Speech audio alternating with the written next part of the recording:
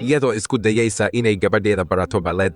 hooyadeed ayaa gacmaheeda ka qabatay dhabarka ka dambeeya oo cagta saartay dhabarkeeda. Anna durba xanuun badan bay qabtay, laakiin hooyadeed ma aysan sii dayn oo ugu dambayn waxay jabtay laf dhabarteeda intii ay arrintu socotay. Anna waxay ku fidsanay dhulka iyadoo aan awoodin inay dhaqaaqdo, balse wejigeedu wuxuu muujinayay nasasho. hooyadeed iyadoo aan wax damqasho ah lahayn waxay jidhka Anna ku gelisay qalab ka dhiga boombada, taasoo ka dhigtay boombada. Laga bilaabo waqtigaas waxay keliya ku wareegi jirtay oo u koob ciyaari jirtay sida sanduuqa muusikada. In ka badan hal sano kadib, dad owr ah ayaa la kulmay boombada. William ayaa ka qaaday maro cad oo daboolaysay. Inkasta oo ay tahay boombada duugoobay, haddana gabadhu weli way u muuqataa dayar. Markaas Lucy waxay gelisay furaha goodka salka. Boombada jawaab ahaan waxay bilaabataa inay wareegto oo u koob ciyaarto si farsamaysan. Markay koobka dhammaanayo, dareenka boombada ayaa muujinaya joogitaanka qof kale. Maadaama indhaheeda la tolay, waxay bilaabaysaa inay urka raacdo. Si kadis ah waxay gacanta u fidisaa oo korta ka qabataa Lucy.